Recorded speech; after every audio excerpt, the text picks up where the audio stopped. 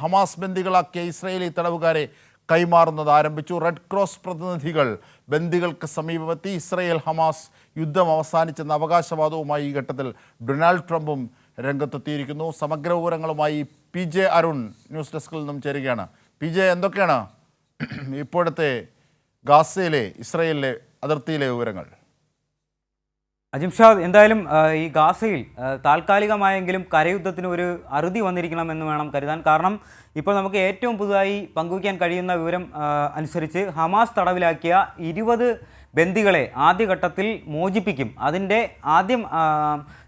ആദ്യഘട്ടമെന്നോണം ഇപ്പോൾ 7 ബന്ദികളെയാണ് ഇപ്പോൾ മോചിപ്പിച്ചിരിക്കുന്നത്. 20 ബന്ദികളെയായിരിക്കും ആദ്യപടി എന്നോണം മോചിപ്പിക്കുക. അതിൽ 7 പേരെ ഇപ്പോൾ മോചിതരാക്കി ആ ഒരു ഹമാസ് തടവിലാക്കിയിരുന്നു. അവരെ ഇസ്രായേൽ സൈന്യത്തിന് കൈമാറി എന്നുള്ള വിവരമാണ് നമുക്കിപ്പോൾ പങ്കുവയ്ക്കാൻ കഴിയുന്നത്. ഈ 7 പേരെയും ആശുപത്രിയിലേക്ക് മാറ്റിയിട്ടുണ്ട് എന്നുള്ള വിവരങ്ങളും അന്തർദേശീയ മാധ്യമങ്ങൾ റിപ്പോർട്ട് ചെയ്യുന്നുണ്ട്. എന്തായാലും നേരത്തെ നമ്മുടെ വാർത്തയുടെ തുടക്കത്തിൽ നിന്ന് സൂചിപ്പിച്ച പോലെ തന്നെ ഇങ്ങനെ ഒരു കരാർ, ഈ ഒരു വെടിനിർത്തൽ കരാറുമായി ബന്ധപ്പെട്ടുള്ള ചർച്ച ഈജിപ്തിലെ മോസ്കോയിൽ പുരോഗമിക്കുകയാണ്. ഇതുമായി ബന്ധപ്പെട്ട് ഈ ഉച്ചകോടിയിൽ പങ്കെടുക്കുവാൻ വേണ്ടി US പ്രസിഡന്റ് ഡൊണാൾഡ് ട്രംപ് ഉൾപ്പെടെയുള്ളവർ അവിടെ എത്തും എന്നുള്ളത് അറിയിച്ചിട്ടുണ്ടായിരുന്നു.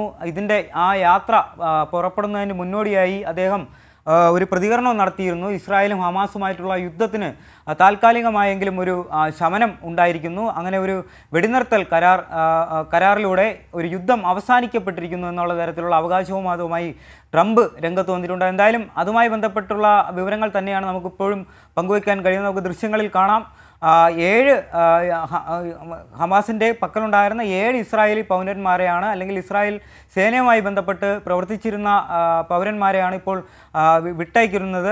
അവരുമായി റെഡ് ക്രോസ് പ്രതിനിധികൾ ടെല്ലവീവിലെത്തി അവരുമായിട്ടുള്ള ആശയവിനിമയം നടത്തുകയുണ്ടായി എന്നുള്ള തരത്തിലാണ് ഇപ്പോൾ റിപ്പോർട്ടുകൾ വരുന്നത്. എന്തായാലും ഈ തടവിലാക്കപ്പെട്ടവരുടെ ആരോഗ്യസ്ഥിതിയെക്കുറിച്ച് കൂടുതൽ പഠിക്കേണ്ടതുണ്ടെങ്കിലും വിശകലനം ചെയ്യേണ്ടതുള്ളത് കൊണ്ടും അവരെ തൽക്കാലം ആശുപത്രിയിലേക്ക് മാറ്റിയിട്ടുണ്ട്. അവരെ കൃത്യമായ വൈദ്യപരിശോധനയ്ക്ക് വിധേയമാക്കാനാണ് ഇപ്പോൾ ഇസ്രായേലിൻ്റെ ഭരണകൂടത്തിൻ്റെ തീരുമാനം. എന്തായാലും വലിയ, അജിംഷാദ് നേരത്തെ സൂചിപ്പിച്ച പോലെ തന്നെയാണ് ഈ ഒരു പുലരി. കാരണം ഇന്ന് പുലർച്ചെ ഇങ്ങനെ ഒരു സമാധാനവുമായി ബന്ധപ്പെട്ടുള്ള ഒരു സൂചനയുമായിട്ടുള്ള ശുഭകരമായ വാർത്ത കേട്ടിട്ടാണ് ലോകം ഉണർന്നത്. അതുകൊണ്ട് തന്നെ വലിയ രീതിയിൽ ഈ ലോക സമൂഹം ഉൾപ്പെടെ, ഇന്ത്യ ഉൾപ്പെടെയുള്ള മറ്റു രാജ്യങ്ങളെല്ലാം ഇന്ന് ഒരാഴ്ചയെ അവിടെ ഉച്ചകോടി പുരോഗമിക്കുന്നുണ്ട്. ആ ഉച്ചകോടിയിൽ പങ്കെടുക്കുന്നതിന് വേണ്ടി ഇന്ത്യയിലെ പ്രതിനിധി വിദേശകാര്യ സഹമന്ത്രി കീർത്തിവർദ്ധൻ സിംഗ് ആ ഉച്ചകോടിയിൽ പങ്കെടുത്തുകൊണ്ട് ഇന്ത്യയുടെ ഭാഗം പറയുന്നുണ്ട്. അവരെല്ലാവരും, ഇന്ത്യ ഉൾപ്പെടെയുള്ള രാജ്യങ്ങളെല്ലാം പറയുന്നത് യുദ്ധം അവസാനിക്കുക, നഷ്ടപ്പെട്ടുകൊണ്ടിരിക്കുക. കാരണം ഇസ്രായേൽ എന്ന് പറയുന്ന ഒരു രാജ്യം അമേരിക്കയോടുകൂടി സഹായത്തോടുകൂടി മറ്റൊരു രാജ്യത്ത് കടന്നു കയറി ലക്ഷക്കണക്കിന് അടുത്ത് വരുന്ന പിഞ്ചുകുട്ടികൾ ഉൾപ്പെടെയുള്ള കുട്ടികൾക്ക് ഉൾപ്പെടെയുള്ളവർ മരണപ്പെട്ടു, ജീവനറ്റ് വീണു എന്നുള്ള തരത്തിലുള്ള റിപ്പോർട്ടുകളാണ് അന്തർദേശീയ മാധ്യമങ്ങൾ ആകെ റിപ്പോർട്ട് ചെയ്യുന്നത്. 250-ലധികം മാധ്യമപ്രവർത്തകർ ഉൾപ്പെടെയുള്ളവർ ജീവൻ നഷ്ടപ്പെട്ട ഒരു സാഹചര്യമാണ് ഈ 2 വർഷത്തിൽ ഇസ്രായേലും പലസ്തീനും, അല്ലെങ്കിൽ ഇതുമായി ബന്ധപ്പെട്ടുള്ള ഹമാസുമായിട്ടുള്ള കരയുദ്ധത്തിൽ ഉണ്ടായിക്കൊണ്ടിരുന്നത്. എന്തായാലും ഇതിൻ്റെ ഒരു ശുഭസൂചകമായിട്ടുള്ള വാർത്തകൾ തന്നെയാണ് ഇന്ന് രാവിലെ നമുക്ക് പങ്കുവയ്ക്കാൻ കഴിയുന്നത്. ഇതിൻ്റെ ആദ്യപടി എന്നോണം, കരാറിൻ്റെ ആദ്യപടി എന്നോണം 7 ബന്ദികളെയാണ് ഇപ്പോൾ ആദ്യഘട്ടത്തിൽ ഇപ്പോൾ മോചിക്കപ്പെട്ടിരിക്കുന്നത്. അജിംഷാദ്, തീർച്ചയായും മോചിപ്പിച്ചിരിക്കുന്നത് യഥാർത്ഥത്തിൽ ലോകത്താകമാനം ഉരുണ്ടുകൂടിയ സമ്മർദ്ദങ്ങൾ, അതിനൊടുവിലാണ് ഇത്തരത്തിൽ ഒരു സാർത്ഥക നിമിഷം ലോകം കാണുന്നത്.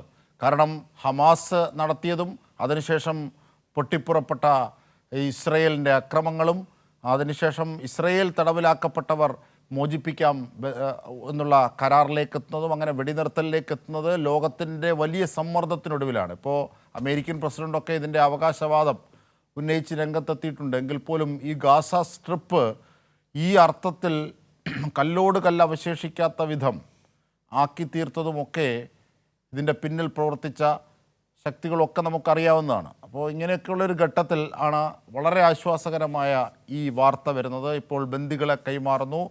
യഥാർത്ഥത്തിൽ 7 ഇസ്രയേലുകാരെയാണ് കൈമാറുന്നത്. ഹമാസ് ബന്ദികളാക്കപ്പെട്ടവർ അവർ അതിർത്തിയിൽ വിനോദസഞ്ചാര മേഖലകളിലൊക്കെ എത്തിയിരുന്നവരാണ്. അവരെയാണ് പെട്ടെന്നൊരു അതിക്രമത്തിലൂടെ ഹമാസും പിടിച്ചുകൊണ്ട് പോയത്. അത് ശരിയാണ്. എങ്കിൽ പോലും അതിനുശേഷം ഇസ്രയേൽ നടത്തിയ നരനായാട്ട് ഒക്കെ നമുക്കറിയാവുന്നതാണ്.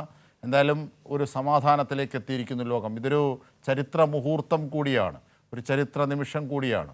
പ്രത്യേകിച്ച് വർഷങ്ങൾ പഴക്കമുള്ള ഇസ്രയേൽ പലസ്തീൻ സംഘർഷത്തിൻ്റെ വലിയൊരു ഏട് അല്ലേ പി ജെ? അജിംഷാദ് അങ്ങനെ തന്നെയാണ്. കാരണം ഇത്രയും വർഷങ്ങൾക്ക് ശേഷമാണ് സ്വന്തം നാടുകളിലെത്തി അവരുടെ ബന്ധുക്കളെ എല്ലാം കാണാനുള്ള ഒരു അവസരം. 737 കൃത്യമായി പറഞ്ഞാൽ 750ഓളം ദിവസങ്ങൾക്ക് ശേഷമാണ് ഇവരുടെ ബന്ധുക്കളുടെ അടുത്തെത്തുന്നത്. എന്തായാലും ഈ ഒരു ആദ്യഘട്ടം എന്നോണം ഹമാസ് വെറും 20 ബന്ദികളെ മാത്രമാണ്, അവരുടെ പക്കൽ എത്ര ഇസ്രായേലിൻ്റെ പക്കൽ എത്ര പാലസ്തീൻ പൗരന്മാരുണ്ടെങ്കിൽ ഹമാസുമായി ബന്ധപ്പെട്ട ആൾക്കാരുണ്ട്, അല്ലെങ്കിൽ ഹമാസിൻ്റെ പക്കൽ എത്ര പേരുണ്ടെന്നുള്ളതിൻ്റെ ഔദ്യോഗികമായ വിശദീകരണമൊന്നും നമ്മുടെ അന്തർദേശീയ മാധ്യമങ്ങളുടെ പക്കൽ പോലും. എന്തായാലും ഹമാസ് ഇപ്പോൾ ആദ്യഘട്ടത്തിൽ 20 പേരെയാണ് കൈമാറുക. ഇന്ന് അതിൻ്റെ കൈമാറ്റ പ്രക്രിയ നടക്കും. അതിൻ്റെ ആദ്യഘട്ടം എന്നാണ് ഇപ്പോൾ 7 പേരെ ഇപ്പോൾ ഇതുമായി ബന്ധപ്പെട്ട് മോചിപ്പിക്കപ്പെട്ടത്. എന്തായാലും പലസ്തീനും ഇതുമായി ബന്ധപ്പെട്ട് ഈ 250ഓളം പേരെ ഇന്ന് മോചിപ്പിക്കുമെന്നുള്ള തരത്തിലുള്ള റിപ്പോർട്ടുകളും വരുന്നുണ്ട്. 250 അതൊരു ആദ്യഘട്ടമായിട്ടുള്ള പ്രക്രിയ മാത്രമാണ്. ഈ വരുന്ന ദിവസങ്ങളിൽ ഇപ്പോൾ അറിയാം, ഈ ഒരാഴ്ചയായി ഈജിപ്തിലെ മോസ്കോയിൽ വെച്ച് നടക്കുന്ന വിദേശ രാജ്യങ്ങൾ, ലോകരാഷ്ട്രങ്ങളെല്ലാം പ്രതിനിധികളായിട്ടുള്ള ആൾക്കാർ ഈജിപ്തിലെ കെയ്റോയിൽ വെച്ച് നടക്കുന്ന സമാധാന ചർച്ചകളുടെ ഭാഗമായി കൂടി രൂപം കൊണ്ട ഈ സമാധാനത്തിൻ്റെ ഏറ്റവും സാർത്ഥകമായ നിമിഷങ്ങളാണ് ഇപ്പോൾ പലസ്തീൻ ഇസ്രയേൽ അതിർത്തിയിൽ, ഗാസ ഇസ്രയേൽ അതിർത്തിയിൽ സംഭവിച്ചുകൊണ്ടിരിക്കുന്നത്. എന്നാലും ബന്ദികളെ കൈമാറുന്നു, പലസ്തീനിലെ തടവുകാരെ കൈമാറുന്നു. ഈ അർത്ഥത്തിലേക്ക് കാര്യങ്ങൾ പോകുന്നു.